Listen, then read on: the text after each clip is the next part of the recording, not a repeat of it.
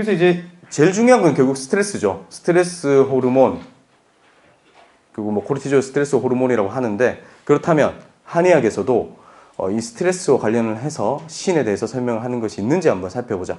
이 부분이 제가 뭐 굉장히 중요하게 생각하는 부분입니다. 사실 여기에서 연계가 안 돼버리면, 스트레스 이야기하면서 신이 전혀 나오지 않는다 이렇게 돼버리면 부신과 신을 연결하는 것이 조금 어불성설이다 이렇게 볼 수가 있겠죠. 그래서 부신 기능 저하증 같은 경우는 결국에는 이제 신하고 관련이 된다고 이야기를 하고 있는데, 그러면 스트레스와 관련된 조문은 어디에서 도대체 봐야 될까? 스트레스는 동의보감에서는 신문을 봐야 됩니다. 기문을 보시면 안 됩니다.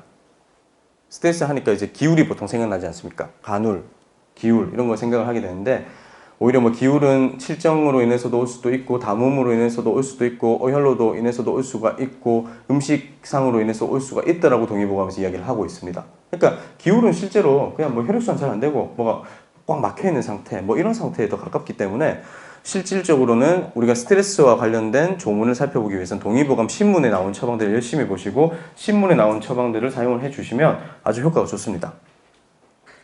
특히 이제 신문의 경계, 정충 관련 조문의 처방이 음혈어를 다루는 처방이 대부분입니다.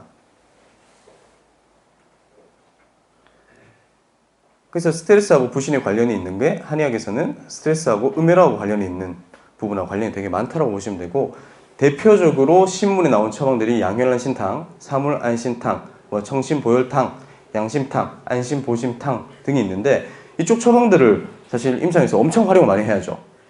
잠 못 잔다, 스트레스 받는다 하면 1차적으로 떠오르는 게 불면증, 뭐가 떠오릅니까? 온담탕이 떠오르는데, 사실 온담탕은 1차적인 처방이 절대 아닙니다. 불면에. 그 많이 써보시면 다들 아실 거라고 생각하는데, 온담탕을 써서 불면증이 정말 잘 나았다, 이런 것들은 그 조건이 있어요. 담음이라고 하는 조건, 담음 증세가 있는 환자분들, 담음이 실제로 또 이제 현대적으로 볼 때는 염증하고 관련이 많이 되는데, 그건 일단 차치하고서라도 온담탕이 적용되는 조건보다 이 보음혈지제를 사용했을 때 잠을 푹 잤다, 그리고 불안증이 없어졌다, 그 다음에 뭐 경계나 정충과 같은 가슴 둔거림이 사라졌다는 것들을 엄청 빠르게 경험할 수 있기 때문에 이쪽 처방들을 많이 쓰셔야 됩니다. 제가 제일 좋아하고 저희 같이 일을 하고 계시는 부원장님도 매일매일 복용을 하고 있는 게 안심보심탕이라는 처방입니다. 근데 뭐 굳이 이것만 먹을 필요는 전혀 없죠. 이약이나 뭐 사물안신이나 양혈안신이나 보시면 거의 똑같습니다. 사물탕 구조에다가 천문동이나 맹문동을 넣어주고요. 그 다음에 안신지제에 해당하는 원지나 뭐 산조인 이런 것들 넣고, 그 다음에 좀 화를 좀 이렇게 내려준다는 개념에서 치자나 황금, 황묘 중에 선택을 해서 배합을 하는 이런 구조를 가지고 있습니다. 천문동, 맹문동을 이제 보험을 위해서 넣어준다 이렇게 생각하시면 되고요. 그래서 이쪽 처방이, 제가 여기 띄워놓고 갑자기 이야기를 많이 한 이유가 있겠죠. 이쪽 처방이 어떻게 보면은 부신 강의에서 그냥 끝입니다. 끝. 네, 원장님들이 부신피로 중근 환자들한테 그러면 약을 뭐 쓸 거냐? 너네 한의원에서는 약을 뭐 쓰는데? 라고 물어보신다면 저는 이제 이쪽 처방을 여기서 선택을 해서 하셔서 쓰시면 됩니다. 굉장히 효과가 좋죠.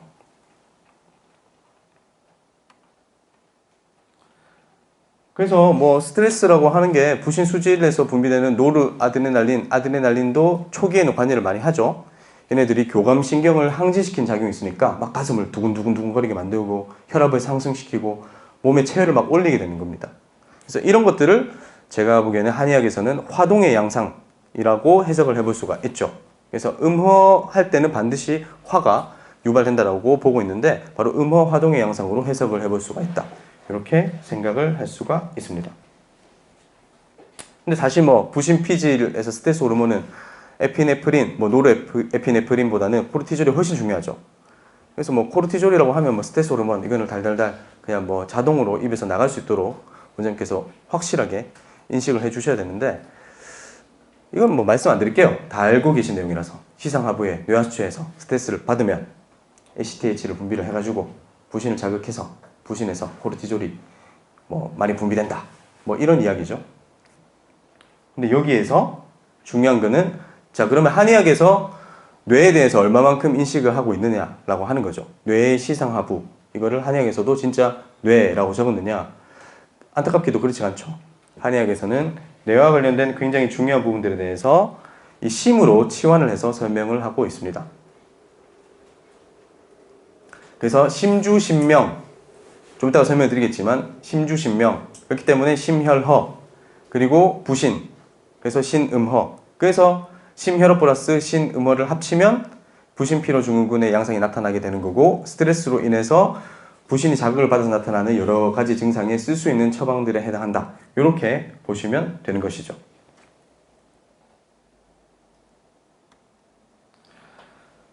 그래서 이 코르티졸의 스트레스 생리학이라고 하는 것들을 살펴봐 보면 굉장히 웃긴 이야기를 하고 있습니다.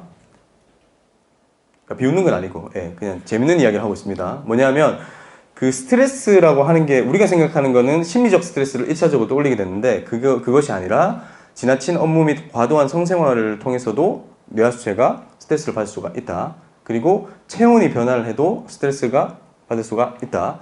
불규칙적인 식습관에 의해서도 당 수치가 변화를 하면 뇌하수체에서도 또다시 스트레스를 받을 수가 있다고 밝혀져 있고, 외부적인 요인으로는 계절의 변화, 온도와 습도의 변화에 의해서도 뇌하수체에서 스트레스를 받아서 부신에게다가 빨리 니 코르티졸을 많이 분비해라라는 신호를 보낼 수가 있다는 것이죠. 그래서 이 부분이 또 되게 중요합니다. 환자분들이 원장님 1년에 약을 몇 번 먹어야 되나요? 이야기를 하면 무조건 4번 먹으라고 해야죠. 미리 던져놓는 게 중요합니다. 그러니까 프리젠테이션도 중요하지만 이런 지금 부신필요에 대한 내용들을 완전히 머릿속에 딱 박으셔가지고 환자분들한테 평상시에 설명하면서 계속 이야기를 해주는 거예요. 어머님, 약물은 1년에 무조건 4번 드셔야 됩니다. 왜 4번 먹어야 됩니까? 이 계절의 변화와 온도, 습도의 변화에 의해서도 우리 몸은 굉장히 스트레스를 많이 받게 되고, 그때 이 피로를 담당하는 부신 기능을 자극을 해서 부신 기능이 굉장히 저하가 되게 됩니다. 그렇기 때문에 이 환절기에는 반드시 약물을 드셔주셔야 좋은 컨디션을 유지할 수가 있다. 이 말씀을 반드시 드려야 되죠.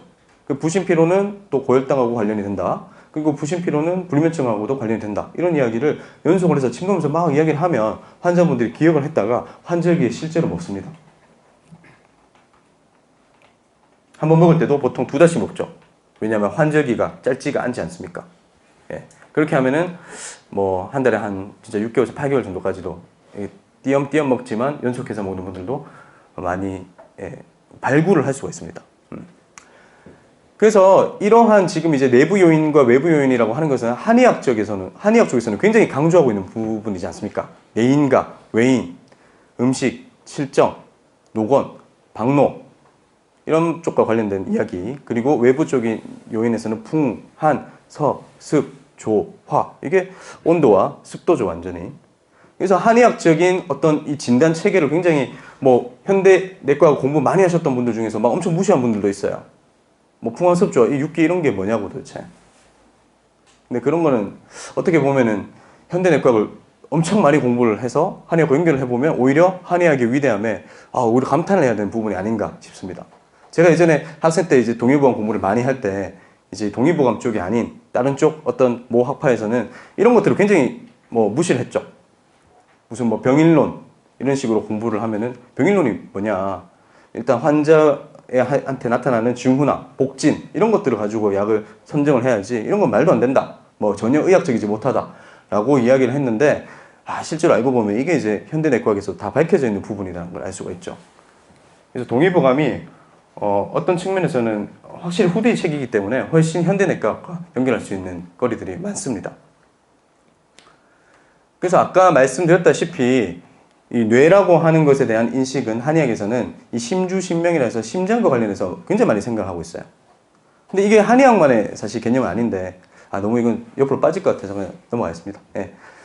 그러니까 서양의학 중에서도 아리스토텔레스 의학을 봐보면 똑같은 이야기를 하고 있거든요. 심장에서 뭐 신명을 주관한다는 듯한 이야기를 막 하고 있어요. 뇌에서 원래 나와가지고 그게 심장으로 가서 심장에 살고 있다 뭐 이런 이야기를 하고 있는데 한의학에서도 거의 똑같은 이야기를 하고 있는 거죠. 그래서 어쨌든 뇌하수체, 시상하부 이런 쪽은 심으로 바꿔서 치환해서 생각을 해야 되고, 부신이라고 하는 것은 한의학에서는 신, 특히 신음허 이렇게 연결해서 생각을 해주면 우리가 이제 부신, 스트레스로 인해서 부신이 필요해지는 상황은 한의학에서는 심혈허 플러스 신음허의 개념으로 충분히 해석을 할 수 있겠구나. 이 절대 내내망상이 아니구나. 옛날 사람들이 똑같은 현상을 보고 이렇게 심혈허 플러스 신음허 화동이라는 말로 표현을 했구나라는 것을 알 수가 있습니다. 심혈어 플러스 신음어를 합치면 음혈어가 되는 거죠. 처방도 실제로 뭐 음허라고 해놓고 사물지제 엄청 많이 쓰고요. 혈허라고 해놓고 사물지제에다가 우리 천문동 맹문동을 함께 가하는 처방들을 엄청나게 많이 씁니다. 그래서 이런 것들을 네 맘대로 합치는 거 아니냐라고 비판할 수가 있는데 실제 동의보감을 보면 옛 의가들의 용법이 이랬다. 심혈어와 신음어는 실제로 세트로 계속 처방을 같이 했다라고 생각을 하시면 됩니다. 그래서 하여튼 이게 결론이죠. 스트레스로 인해서 부신이 필요해지는 상황, 심혈어로 인해서 신음어까지 생기는 상황. 이렇게 보시고 동의보감 신문을 들어가도록 하겠습니다. 그래서 부신 피로의 초기 단계, 이때 혈압, 맥박, 호흡수 상승한다 라고 앞에서도 말씀드렸죠. 일부러 이 반복시키는 기법을 사용해서 프리젠테이션을 저희가 만들었거든요. 원장님께서 그냥 프리젠테이션만 보더라도 머릿속에 어느 정도는 이렇게 한번 그 부신에 대한 개념, 그리고 한의학적인 신허라는 개념을 연계시킬 수 있도록 만들어 나와 봤는데, 경계정충에 해당하는 거죠. 동의보감 신문에서는 경계정충에. 여기서 뭐 이 경계정충을 다시 한번 말씀드리자면 현대의학의 공황장애, 불안장애까지도 확장을 해서 생각해 볼 수가 있고요. 그리고 좀 가볍게는 스트레스로 인해 가지고 부신의 코르티졸 그리고 아드레날린 과분비에 의해서 심박수가 증가된 상황을 경계정충이다라고 이야기를 하고 있다. 이렇게 생각하시면 되겠죠. 경계의 정의, 정충의 정의 혹시 다들 알고 계시죠? 이게 경계는 뭐 이렇게 사실 경계정충도 뭐 똑같다, 동의보감 조문을 봐보면 똑같다라고 이야기하는 의가도 있고요. 경계는 뭐 생각을 했을 때 두근거리는 것이다. 정충은 시도 때도 없이 두근거리는 것이다. 이렇게 나눠 놓는 조문도 있습니다. 이런 것들을 뭐 한 의가 조문만 가지고 이거 경계정충 똑같다고 했는데 뭐 왜 구분하느냐 이렇게 이야기를 한다든지, 아니면 경계정충이 완전 다른 건데 왜 뭐 같이 이야기를 하느냐, 이런 것들도 사실 원전을 제대로 해석하는 건 아니다 이렇게 볼 수가 있죠. 근데 교과서에서 이런 부분들이 좀 명료하게 정리가 안 돼서 좀 되게 안타까운 부분이 많이 있죠. 그래서 경계는 뭐 때때로 발작한다, 유시작, 뭐 때가 있다, 때때로라는 표현이라기보다는 어떤 특정한 때를 만나면 발작을 한다. 즉 스트레스 받는 상황이 생기면 발작을 한다. 이런 패턴에 가깝다고 보시면 되고요. 그래서 대부분은 혈허 또는 담에 속한다. 혈허에 속한다는 거를 앞에 이야기를 하지 않았습니까? 그래서 혈허에 쓸 수 있는 처방들을 쓸 수가 있고요. 그 다음에 담에 속한다. 여기에 해당하는 게 아까도 말씀드렸지만 온담탕과 관련된 개념인데요.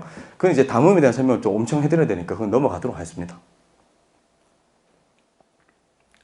그리고 인문에서는 경계의 그런 원인은 뭐냐? 사료과도라고 되어 있습니다. 사료과도. 그래서 가슴이 막 심조, 가슴이 막 두근두근거린다라고 되어 있죠. 그리고 처방은 청심보혈탕을 써라. 그러니까 스트레스에 의해서 부신이 자극을 받아서 코르티졸과 아드레날린에 의해서 가슴이 뛴다. 이때 청심보혈탕, 보부신하는 처방을 써라라는 이야기죠. 음혈을 보호하고 안신을 시켜주는 약물이니까요.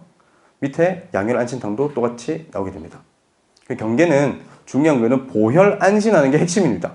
보혈안신, 경계당, 보혈안신 되어 있지, 어디에도 지금 담음을 뭐 척담해라, 치담해라, 담음을 화담시켜라, 이런 것들을 치료의 대법으로 설정하지 않는다는 것이 굉장히 좀 강조드리고 싶은 이야기입니다. 불안하다, 스트레스 받는다, 잠 못 잔다, 가슴이 두근거린다 할 때는 온담탕이 1번이 아니고 양혈안신탕, 청심보혈탕을 1번으로 생각해라. 이왕이면 인삼도 빼버려라. 인삼이 왜냐하면 대사 기능을 항진시키는 효과가 강력하기 때문에 오히려 좀 안 좋은 영향을 미칠 수가 있으니까요. 자, 그리고 정충의 원인에 대해서도 동의보감에 나와 있는데요. 뭐 이렇게 좀 이렇게 굉장히 부기를 위해서 노력을 많이 했는데 그게 잘 좀 이루어지지 못했을 때, 이럴 때 형성이 된다고 알려져 있어요. 근데 뭐 꼭 이것만은 아니겠죠. 경계정충은 결국에는 처방이 같습니다. 실제로 이렇게 나와 있죠. 경계와 정충이 동일하다. 그래서 경계문에 나온 처방들은 아까 말씀드렸던 처방을 또 한번 말씀을 해드릴 건데, 청심보혈탕을 써라, 양혈안신탕을 써라, 그리고 안신보신탕을 써라, 이경탕을 써라, 사물안신탕을 써라. 처방들은, 패턴들은 사실 동일합니다. 전궁, 당기, 백작약, 생지왕, 숙지왕, 여기다가 천문동, 맹문동, 어떤 사람은 천문동, 어떤 의가는 천문동을 쓰고, 어떤 의가는 맹문동을 쓰고, 어떤 의가는 안신지제에 복신을 쓰고, 어떤 의가는 안신지제 중에서 산주인을 쓰고, 어떤 의가는 백자인을 쓰고, 이러한 의가들마다의 자기가 선호하는 안신지제가 좀 차이가 있을 뿐이지 결국엔 다 똑같거든요. 그래서 이러한 처방들을 보시고 뭐 적절하게 원장님께서 합방을 하셔서 쓰신 것도 저는 추천드립니다. 그래서 사실 그 청신보혈탕류의 처방들, 안심보심탕류의 처방들 같은 경우는 저희는 한의원에 그냥 달려놓고 있습니다. 한 번 할 때 180, 100씩. 저희가 이제 원예탕전을 하다 보니까 180, 100씩 시켜야 단가가 한 포에 한 1,000원 정도, 800원, 1,000원 정도로 맞춰지고 그때그때 하면 좀 힘들어서 그래서 이런 안신지제 같은 경우는 달여놓고 환자분들한테 일주일분, 3일분, 뭐 5일분 이런 식으로 이렇게 짧게 나가는 편이죠. 환자분들 먹고 되게 만족스러워 하시거든요. 그러면은 대부분 이제 맞춤 한약으로 그래도 먹는 게 낫다라고 해서 이제 한 달에 40만 원 이렇게 해서 결제를 유도를 하게 되어 있습니다. 일반적인 상비약 같은 경우는 한 포에 4,000원씩 판매를 하고 있습니다. 네, 처방이죠. 판매가 아니고. 네. 그래서 중요한 거는 하여튼 혈압 플러스 화동을 해결해주는 약물에다가 안신지제를 합친다. 이것이 경기정충의 처방이다. 그리고 이것이 스트레스로 인해서 부심이 이렇게 초기에 피로해지는 상황에서 쓸 수 있는 첫 번째 처방이다 라고 보시면 되고요. 현대인들이 스트레스를 받지 않는 분들이 없기 때문에 이 처방을 기본으로 해야 됩니다. 현대인들의 필요에 보증기탕을 기본으로 하는 게 아니에요. 현대인들이 나는 너무 피곤해요. 너무 일을 많이 했어요. 이렇게 말을 한다 하더라도 일단은 이쪽 처방들이 우선이 돼야 됩니다. 보증기탕은 소음인으로 확진된 경우에만 저희가 이제 첫 번째 처방으로 들어가게 되고요. 일반적인 피로 상황에서는 오히려 보음혈지제를 1번 처방으로 선택을 한다. 이렇게 생각하시면 될 것 같습니다. 그래서 부심피로 고갈기에 가게 되버리면 뇌신경계 기능 저하가 발생하고요. 기억력이 감퇴한다. 이렇게 밝혀져 있습니다. 이것은 동의보감 신문에서는 건망에 해당하는 거죠.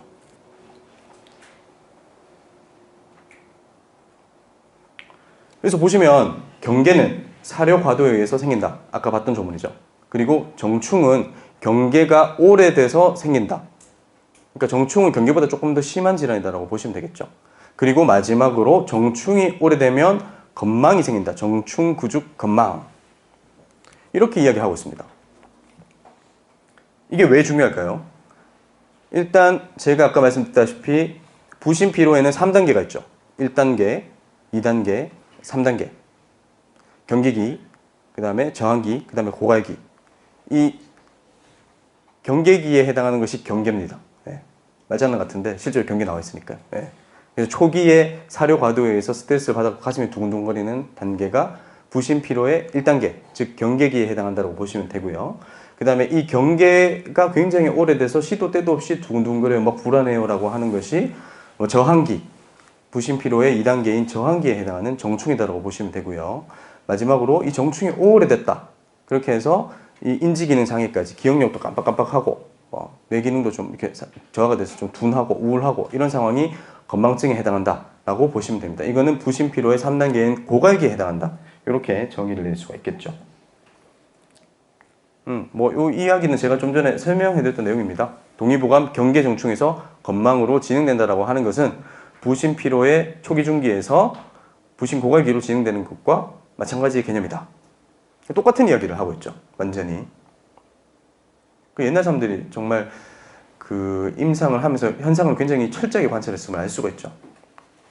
그래서 이때 처방을 원래 제일 유명한 건 귀비탕인데 제가 일부러 강심단이라는 좀 알려져 있지 않는 처방을 띄웠습니다. 왜냐하면 보통 귀비탕이라고 하면 이제 심과 비의 혈허를 보한다 이렇게 알려져 있는데 그래서 비를 막 생각을 하게 되는데 이게 강심단을 봐보면 심신부족건망이라는 단어가 나옵니다. 저희가 지금 계속 관찰하고 있는 게 심하고 신이지 않습니까? 그래서 스트레스가 너무 오래 지속돼서 신이 고갈된, 즉 부신이 고갈된 상황에서 유발되는 건망, 부신 고갈기에 나타나는 인지기능 저하, 이럴 때 쓸 수 있는 처방이 바로 강심단이다 라는 거죠. 처방도 특이하게도 6개가 들어가죠. 6개가. 청신보혈탕, 안심보심탕 이런 경계정충 쪽에는 전혀 들어가지 않던 6개가 이게 딱 들어가야 됩니다. 6개가 들어간 이유가 아까도 앞에서 제가 말씀드렸죠. 고갈기에는 8미를 쓴다. 6개 부자가 들어간 약을 쓴다. 여기에서도 부신 고갈기에 해당하기 때문에 육해가 배합이 되어 있다. 그래서 건망증 처방에는 하여튼 부신의 고갈기에 해당하는 증상인 것답게 기혈양허, 음양구허의 양상까지도 진행이 된다는 거죠. 그래서 음혈어만 보하는 약을 쓸 게 아니고 보기제인 인삼을 막 집어넣기 시작합니다. 그리고 뇌의 기능을 돕는 원지나 석창포와 같은 약재들을 가감을 한다는 게 핵심 포인트죠. 그러니까 총명탕 구조가 들어가기 시작하는 거죠. 건망 처방에는. 보시면 뭐 앞에서 봤던 양일환신탕이라든지 청신보혈탕이라든지 이런 쪽 처방에다가 지금 이제 인삼도 들어가고요. 원지, 석장포 이런 것들이 막 들어가야 됩니다. 그래서 이렇게 보면 와 진짜 이 스트레스하고 한의학에서 이야기를 하는 지금 신문에 나와 있는 내용들하고 엄청 연관성이 많구나. 부신과 스트레스의 관계가 한의학에서 볼 때는 신음허와 심혈어의 어떤 양상하고 일치하구나라는 것을 이렇게 쉽게 확인을 할 수가 있습니다. 근데 이 외에도 부신기능 저하증하고 한의학에서 말하는 신어증하고 똑같이 중첩이 되는 증상들이 이렇게 있어요. 이명이롱증도 있고요, 인후통도 있고요, 탈모도 있고요, 다낭성 난소증후군도 있고 고안드로겐 혈증 이건 뭐 같이 뭐 세트니까 이런 증상들이 많이 나오게 됩니다. 여기서부터 좀 가볍게 보겠습니다. 부신피질 망상대에서는 뭐 성호르몬을 분비를 하죠. 성호르몬. 여성 호르몬도 분비하고 남성 호르몬도 분비하고 여성분들 같은 경우는 부신에서 남성 호르몬을 단독으로 분비를 하고 여성 호르몬을 보조적으로 분비를 하고요. 한 20% 정도. 남성분들 같은 경우는 반대죠. 부신에서 남성 호르몬을 한 20% 정도 보조적으로 분비를 하고 여성 호르몬을 단독으로 분비한다. 그래서 부신 같은 경우는 사실 알고 보면 인체의 어떤 성호르몬 균형을 조절하는데 정말 중요한 장기다 라고 보시면 되고요. 그리고 이제 그러면은 이제 이런 거죠. 갱년기 어머님들은 여성 호르몬이 부족해져 있는데 여기에다가 막 스트레스 엄청 받고 막 피곤하고 이래가지고 부신 피질에서 성 호르몬을 조절하는 균형을 조절하는 이 기능까지 문제가 돼버리면 어떻게 될까요? 증세가 훨씬 심각해지는 거죠. 막 열이 막 얼굴로 올라오고 막 밤에 잠을 못 자고 가슴이 두근거리고 불안하고 이런 증세가 강력하게 나타난다. 라는 것들을 기억을 해주시고 환자분들한테도 실제로 그대로 이야기를 해주시면 되게 좋아하십니다. 어머님들한테도 이런 부신이 뭐고 하면서 신장에 부착됐다 해서 부신입니다 어머님. 모르겠으면 인터넷에 한번 검색해 보십시오. 하면 침을 맞으면서 한번 검색해 보시고 아이고 이 내 증세가 똑같네. 그러면은 원장님 한 번 더 상담해 보고 싶다 이렇게 이야기를 하시거든요. 그러면 모셔가지고 진맥하면서 아 맥상이 지금 이제 음혈어라고 하는 맥이 나오는데 부신피로 증후군의 아주 심한 단계에서 나타나는 맥상이 나옵니다.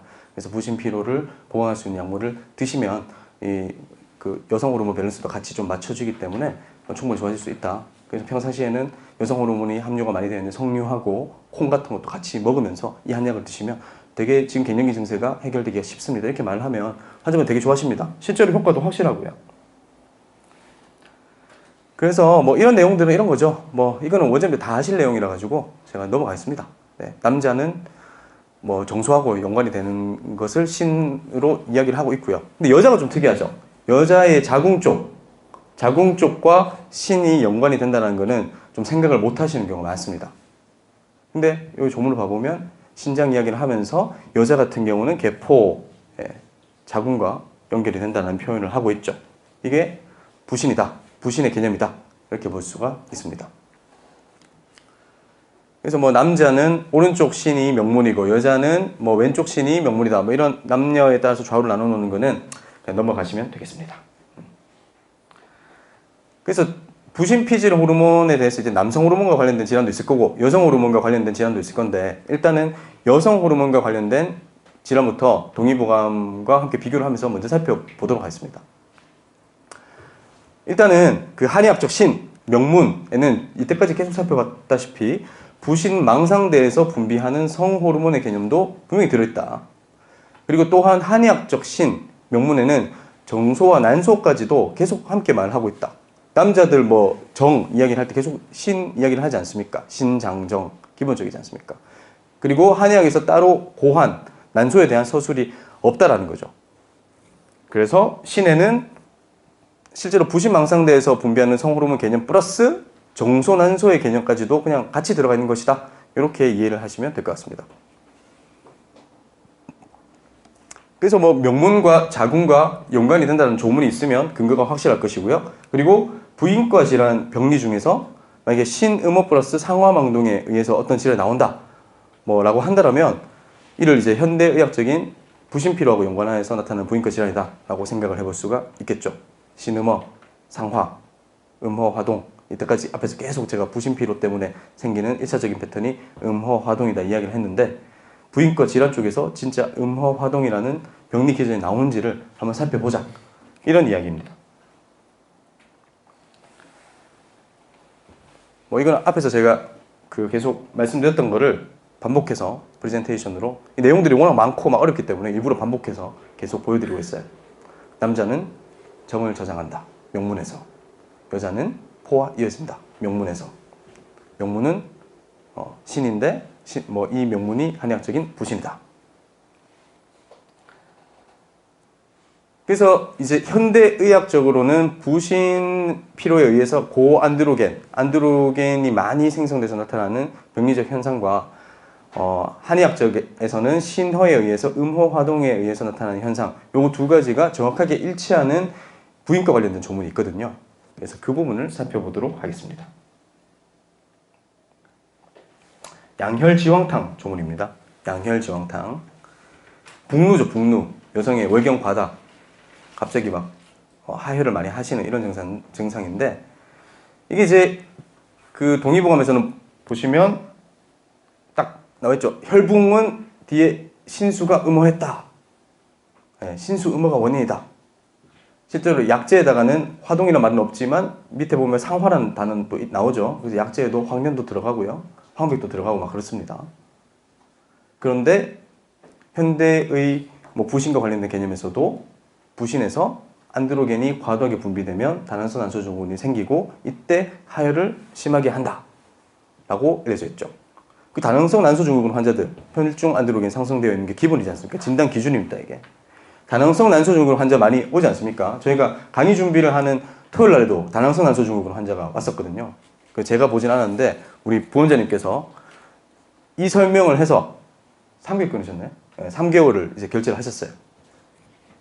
그러니까 뭐 광고에서 막 오는 환자들한테 꼭 프랜차이즈 한의원에 해서 막 3개월 끊을 수 있고 일반 한의원에서는 끊을 수 없다, 이런 개념이 아닙니다. 프레젠테이션을 정확하게 해주고 설명을 해주면 환자분들은 무조건 3개월을 복약을 하세요. 치료의 개념으로 들어가 주게 된다면. 그냥 보약 먹으라 하면 안 먹죠. 기가 화하니까, 혈이 화하니까 보약을 드십시오. 이 단어에는 요즘 환자들은 정말 그 단어를 제가 볼 때는 약간 증오하는 것 같아요. 그 왜 그렇게 되는지는 저도 잘 모르겠는데, 그런 말을 하면은 헛웃음을 짓거나 비웃거나, 젊은 사람들 같은 경우는 기화가 뭡니까? 부산 사람들 이렇게 말합니다. 기화가 뭡니까? 네. 그래서 굉장히 이제 비꼬는 식으로 이야기를 하죠, 젊은 남자분들은. 근데 그때 이제 이러한 이야기들을 쫙 해주게 돼버리면, 아, 한의학에서도 진짜 현대 내과학적인 그런 개념들을 다 알고 있었군요. 양약은 진짜 독한데 그러면 한번 먹어봐야겠습니다. 이런 식으로 이야기를 하게 됩니다. 실제로 토요일날 결제하셨던 그 다낭성 난소 증후군 환자분들 같은 경우도 저희가 양혈지황탕 처방이 물론 들어갔는데, 이때 오셨던 여성 환자분은 20살, 그리고 엄마, 그리고 할머니, 이렇게 이제 세 분이 세트로 왔습니다. 거기다가 대표 원장한테 나는 무조건 진료를 받겠다 라고 하는 상황이었는데, 제가 막 그때 추나 본다고 정신이 없어가지고 제가 뭐 상담할 수 있는 상황이 아니라서 우리 부원장님이 하셨는데, 그래도 이런 프레젠테이션을 가지고 했기 때문에 처음에는 의구심 섞인 눈초리로 이야기를 듣다가 결국에 나중에는 원장님 그러면 믿고 부탁합니다, 3개월 약 먹겠습니다, 이렇게 된 거죠. 그래서 이러한 혈붕, 북루죠, 북루, 이런 것들에 대해서 원인에 대해서는 탈영실정 때문에 그렇다, 앞에서 살펴봤던 탈영실정증, 동의보감 신문에 나와 있는 탈영실정증 관련해서 그렇다라는 이야기를 또 하고 있습니다. 그리고 제일 아래쪽에 보면 처방도 사심화, 보음, 사양, 음혈을 보하고 화를 꺼라, 음호화동을 치료를 해라 라는 이야기를 이 양혈지황탕 조문하고 전혀 관계없는 쪽의 조문에서도 또 이야기를 하고 있습니다. 이거 굉장히 떨어져 있는 조문들끼리 같은 이야기를 하고 있다는 거죠. 한의학이 동의보감이 절대 막 난잡한 그런 어떻게 보면은 단순 백과사전, 단순 알식의 처방, 자료집이 아니다, 이렇게 보시면 됩니다. 굉장히 이제 다양한 의가들의 의견을 실었는데도 불구하고 이 의가의 의견하고 이 의가의 의견이 합치되는 개념들을 허준쌤이 아주 정밀하게 이렇게 서술을 한 걸로 확인할 수가 있거든요. 물론 아닌 것도 있겠지만요. 네. 그래서 두 번째는 그러면 이제 여성 호르몬을 살펴봤으니까 부신 피질에서 분비되는 남성 호르몬 관련되는 질환도 한번 살펴보자라는 거죠. 이거는 뭐 대표적인 게 탈모입니다. 탈모. 그러니까 탈모니까 마찬가지죠. 양방적 개념에 있어서는 부신, 그 다음에 고안드로겐 똑같은 건데 이것이 이제 똑같이 한의학에서도 신업 플러스 음어화동의 기전이 나오면서 탈모라는 증세가 나오는지를 살펴보자라는 거죠. 그래서 동의보감의 모발문에 실제로 음혈을 보호하는 처방들은 굉장히 많습니다. 굉장히 많은 게 아니고 이게 메인이죠. 육미지황탕, 지황고, 천문동고, 칠선단. 칠선단이 조금 생소하실 수 있어서 하수오, 인삼, 생건지황, 숙지황, 맹문동, 천문동, 백봉령 이런 것들 쓰지 않습니까? 인삼을 제외하고 나머지 뭐 다 거의 뭐 보음지제라고 보시면 되는 거죠. 그리고 뭐 현대적인 탈모의 기전은 다 아시는 내용이잖아요. 뭐 디하이드로 테스토스테론, 그러니까 남성 호르몬이 과잉돼서 나쁜 남성 호르몬들이 많이 만들어져서 나쁜 남성 호르몬이 모근을 공격해서 모발을 탈락시킨다 라고 잘 알려져 있는데, 이게 이제 뭐 결국 부신 자극에 의해 가지고 남성 호르몬이 과잉되는 패턴이다 이런 거죠. 스트레스 받고 신경 많이 쓰고 하는데 그게 정소해서 과연 분비되는 남성 호르몬이 테스토스테론이 늘어난다, 이건 좀 안 맞는 이야기죠. 부신에서 한 보통 20% 정도를 담당하고 있던 테스토스테론, 남성 호르몬 분비량이 갑자기 이제 증폭된다, 이렇게 생각을 하셔야 되지 않겠습니까? 그래서 안드로겐 과잉, 그리고 정소에서 테스토스테론 과잉에 의해서 탈모가 발생한다고 보는 건데, 뭐 사실 정소에서 많이 분비되는 건 좀 유전적인 개념에 훨씬 가까우실 거고요. 안드로겐 과잉이 병리적인 양상하고 가깝다, 이렇게 정리를 하실 수가 있습니다. 그래서 다시 반복을 하자면 현대의학 탈모의 병리는 안드로겐 과잉에 따라서 DHT가 형성이 돼서 모근을 공격하는 거다. 스트레스, 부신 자극, 그래서 안드로겐이 과잉이 된 것이다. 여기다가 유전적인 부분에서는 조금 기본적으로 테스토스테론이 과잉된 사람도 있다.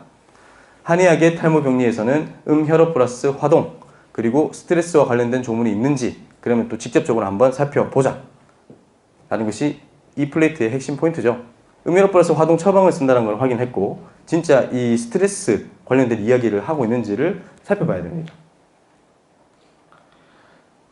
보면 동의보감에서는 일단 탈모문에 보면 모발이 신에 속한다라는 이야기를 우선적으로 하고 있어요. 그러니까 신음하고 모발하고 관련된다, 이렇게 보일 수 있겠죠. 그리고 또 하나, 모발은 혈지여다, 혈하고 관련된 이야기를 또 하고 있습니다. 혈이 유여하면 모발이 된다. 혈이 부족하면 어떻게 됐습니까? 모발이 탈락하겠죠. 그래서 그런 이야기를 하고 있습니다. 그래서 결국에는 신음어, 그 다음에 뭐 여기는 심혈인지 간혈인지는 알 수 없지만 어쨌든 혈어 증세가 조합이 돼버리면 이게 이제 탈모를 유발할 수가 있다는 것을 알 수가 있죠. 그 실제로 호르몬의 혈극증에 봐보면 또 두 발이 이렇게 탈락한다는 이야기가 나옵니다. 혈어가 심해지면 머리가 빠진다 이거죠. 자, 그러면 이제 음혈어로 인해서 머리가 빠진다는 건 저희가 확인을 했고요. 그리고 또 되게 재밌는 이야기가 있는데 이 부분을 제가 넘어가도록 하겠습니다. 이거는 나중에 한번 읽어보십시오. 제가 쉼터에도 글을 올리고 했기 때문에 이거는 굳이 뭐 말씀 안 드려도 될 것 같아요. 이것도 넘어가도록 하겠습니다. 이게 중요한 것 같아가지고 이 젊은 사람에게 발생하는 병리적 탈모에 대한 설명을 드리도록 하겠습니다. 제가 이제 좀 전에 음허 플러스 화동에 의해서 탈모가 유발된다 라고 이야기를 했는데, 정확하게는 뭐 화동이라는 단어는 없었죠. 그냥 신이 모발을 주관한다, 혈이 유효한 것이 모발이다, 이런 이야기까지만 있었는데, 여기에 봐보면 젊은 사람, 소장, 젊은 사람이 머리가 탈락하는 것은 화염혈조이다 라고 나와 있습니다. 음혈어 플러스 화동이 메인 병리다라는 것을 제시를 하고 있는 거죠. 그리고 또 하나, 스트레스와 관련해서도 이야기를 하고 있습니다. 2번 조문을 보시면 발조, 머리카락이 이렇게 막 엄청 건조한 거죠. 이럴 때는 담유노화, 스트레스 때문에 발생한다. 즉 스트레스와 부신을 연결시켜서 생각을 해볼 수가 있다는 거죠. 스트레스와 음혈어 플러스 화동을 연결시키는 조문이 실제로 나온다는 거죠.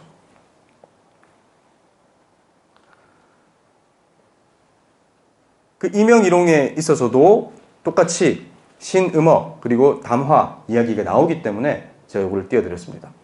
좀 전에 탈모에서 신음호 플러스 담화 그리고 뭐 혈족 화염에 의해서 탈모가 유발된다라고 이야기를 했는데 똑같은 병리 기전이 나오는 게 이명이롱 쪽입니다. 근데 재밌는 게 현대 내과학적으로도 이명이롱이 부신에 의해서 유발되는 것으로 보고 있는 기전도 있기 때문에 이게 굉장히 중요한 개념이죠. 이런 조문들은 뭐 저희가 국시 칠 때도 맨날 했고해서 다 아실 거라고 생각합니다. 이명은 뭐 신음호 플러스 화동, 신수가 말라가지고 음화가 상림할 때 나타난다. 그리고 하나는 담화, 담화가 막 역상을 하면은 나타난다. 라는 게 이명에서 두 개가 나오고 있고요. 이롱에서도 마찬가지로 또 신과 담을 이야기를 하고 있습니다. 신화하면은 생긴다. 음화상충, 이롱에 척부의 맥이 막 삭하고 음화가 상충한다. 이럴 때도 이롱이 생기고 아래쪽에서 보면은 왼쪽 이롱 같은 경우는 족소양화. 그러니까 왼쪽 이롱은 스트레스 때문에 생긴다. 이런 거 예전에 뭐 들어보셨던 기억이 나시죠? 그래서 분노지인에 다반한다. 이명과 이롱 모두 신과 담을 이야기함을 알 수가 있습니다. 그래서 그러면 이제 동의보감에서는 좋다 이거죠. 음호 플러스 화동 그리고 스트레스에 의해서 이명이 생긴다는 거를 확실하게 이야기를 하고 있는데 그러면 현대의학에서도 진짜 이렇게 보느냐? 본다라는 거죠. 양방적으로도 이 논문이 제가 이렇게 실어놨는데 양방적으로 이명을 동반하는 메니에르시 증후군 같은 경우 코르티졸 그리고 HTH 그리고 스트레스 호르몬하고 관련이 굉장히 많다라고 밝혀져 있습니다. 요거 나중에 뭐 링크 한번 들어가 보시면 될 것 같아요. 그리고 그러면 이명 말고 이명은 뭐 귀가 울리는 거니까 이롱은 귀가 안 들리는 거지 않습니까? 이 귀가 안 들리는 거하고 양방하고도 관련이 있느냐? 있다는 거죠. 동의보감에서는 이제 폭롱에 해당하는 거죠. 폭롱이 이제 갑작스럽게 이롱이 생긴다라는 거고 원인은 음화상충이다 라고 되어 있는데 폭롱을 현대적으로 해석을 해보자면 돌발성 난청 이렇게 해석을 해볼 수 있지 않겠습니까? 그러면 보는 부분은 돌발성 난청이 우리가 뭐 부신, 스트레스 이런 쪽하고 관련이 되느냐를 찾아보면 되는데 실제로 이렇게 나옵니다. 돌발성 난청의 원인이 완전히 밝혀져 있지 않다. 바이러스 감염설도 있고 혈관 장애설도 있고 자가면역설도 있는데 스트레스 반응설이 가장 지금 이제 유효하다고 보고 있어요. 실제로.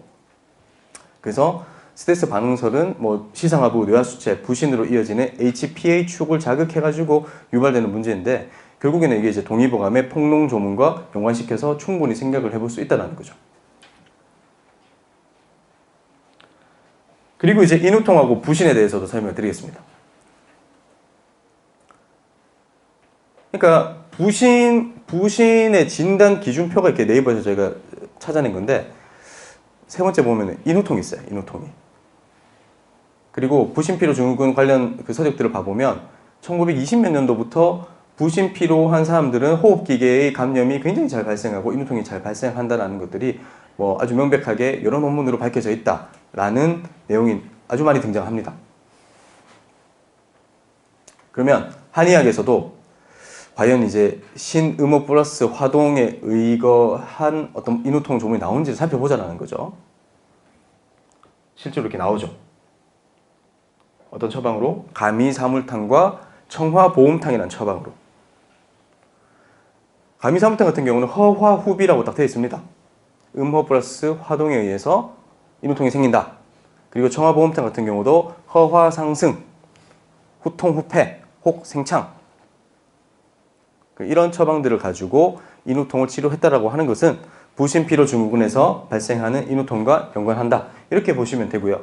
그러니까 환자분들이 목이 막 되게 아픈 지 오래됐어요. 너무 기관지염이 잘 생겨요. 이런 경우면 1차적으로 원장님께서 생각을 하셔야 될 처방이 가미사물탕이나 청화보험탕 이거 그냥 생각해서 주시면 되는 거죠.